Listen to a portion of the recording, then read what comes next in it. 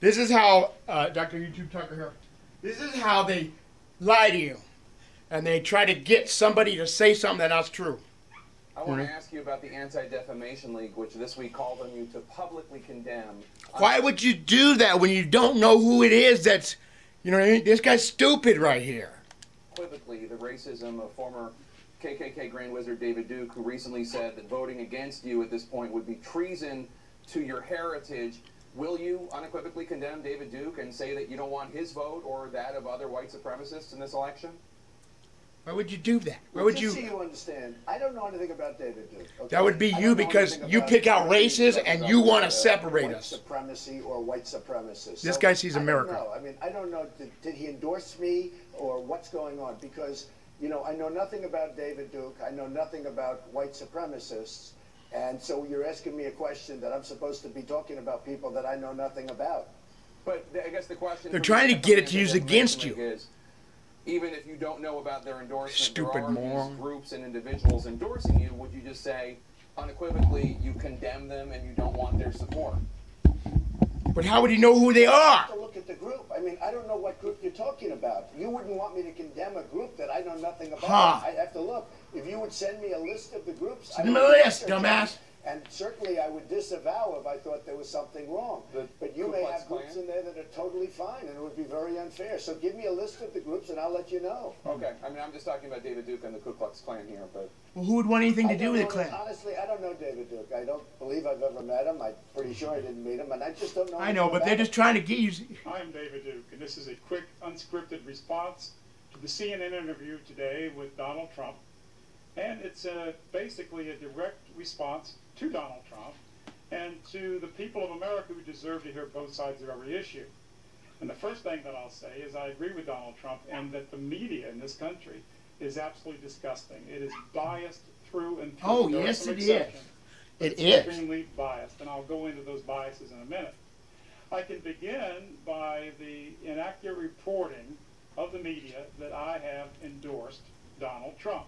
See? Specifically, I have said clearly, and every time I've talked about his candidacy, that I am not endorsing Donald Trump. See, but they, There are a few issues that Donald Trump has that I disagree with. However, I believe his position on the mass immigration into this country, both legal and illegal, is critical to the future of the United States of Yeah, but America. no one He's a sees that, candidate, Dave. And the reason why this issue They is just being want to say discussed you're here. prejudiced, and that's However, it. that I also agree with his trade policy and a few other issues. But I disagree with him on some other things. But the point is, I have not endorsed him, but I do think that we should vote for him, and I will vote for him as a strategic means to promote the illegal issue, or the illegal immigration issue, and against two Republican contenders who I believe are total traitors to the United States of America, the Republican Party, conservative principles. Even the leftist Democrats know that changing the demographics of America ensure more of a cultural Marxist future. We are in the most critical election probably in our history, and Donald Trump is the guy that really stands up on this particular issue. But they just want to shatter his name. Now you look at Rubio. Rubio is a member of the Gang of Eight trying to pass direct amnesty before the American Congress. That is just total destruction for the Republican Party, for conservatism, and I think for the principles of the American people. And then you have Ted Cruz, who pretends and says how much he opposed amnesty in the U.S. Senate, but he's nothing but a bald-faced liar. Ted Cruz literally tried to save Obama's amnesty bill at the last minute. When it was certain that the bill would be voted down by the House, he tried to offer an amendment which simply, basically was an amnesty provision, but without citizenship. He literally said that he was for the amnesty bill to the members of the committee, that if you pass my amendment, it would allow full legalization of illegal aliens and allow them to, quote, come out of the shadows. Now he's a big liar saying that he opposed amnesty. This is the only way that bill could have passed, is if that amendment would have passed. And Ted Cruz is all for it. He was for it. He said this repeatedly, both in media and in that speech You can hear that on my own video about Ted Cruz and Marco Rubio. You can find that at davidduke.com. Now let's go into some of the other aspects, some of the aspects of the media lies about Donald Trump and David Duke.